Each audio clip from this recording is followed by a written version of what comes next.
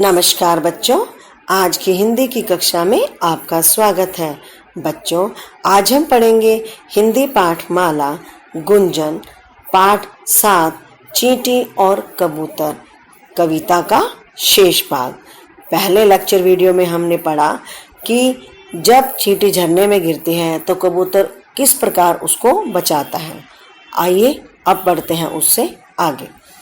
कुछ दिन बीते, एक शिकारी उसी जगह पर आया, उठा बंदूक निशाना साधा, कबूतर नजर जब आया। बच्चों, कुछ दिन बीत जाने के बाद एक शिकारी उसी जंगल में आया जहां पर कबूतर पेड़ पर बैठा था। उसने जैसे ही कबूतर को देखा तो उस पर निशाना लगा लिया। चींटी देख रही थी सब कुछ, ना थी वह घबराई, धीरे धीरे चलती उसके पांव पर आई। बच्चों, यह सब दृश्य वह चींटी देख रही थी। वह बिल्कुल भी नहीं घबराई। धीरे धीरे चलकर वह उस शिकारी के पांव पर चढ़ गई। काटा इतनी जोर से उसने, शिकारी था घबराया, छूटी गोली निशाना चूका, कबूतर हाथ न आया। उस चींटी ने क्या किया, उस शिकारी के पैर पर काट लिया और शिकारी घबरा गया। उसके हाथ से गोली का निशाना चूक गया और कबूतर उसकी पकड़ में नहीं आया, यानी कि वह कबूतर को अपना निशाना नहीं बना पाया।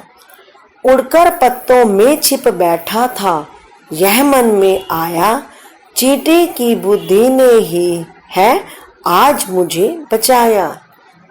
जब उस शिकारी का निशाना चूक गया तब कबूतर उड़कर पत्तों में जाकर छिपकर बैठ गया और उसके मन में यह विचार आया कि चींटी की बुद्धिमत्ता से, यानी कि उसकी बुद्धि से ही आज मैं बच पाया हूँ, यानी कि उसने बुद्धि से काम लिया तभी मेरे आज प्राण बच पाए हैं।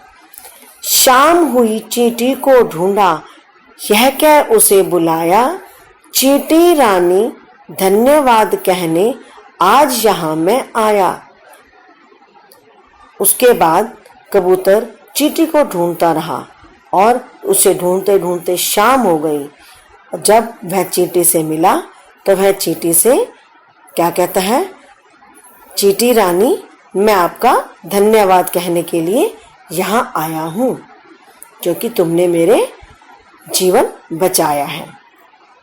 मैं जिंदा हूँ तेरे कारण तभी काम हूँ आई, भला करोगे भला ही होगा सुनो कबूतर भाई। तो चींटी उसको जवाब में कहती है कबूतर को कि तुम्हारे कारण ही मैं जिंदा हूँ, तुमने मेरी रक्षा की तभी मैं आज तुम्हारी रक्षा कर पाई हूँ, यानी कि तुमने भला किया तो तुम्हारे साथ भी भला ही हुआ। तो बच्चों, इस कविता के माध्यम से हमें यह सीख मिलती है कि जब हम दूसरों का भला करते हैं तो हमारा भी भला ही होता है।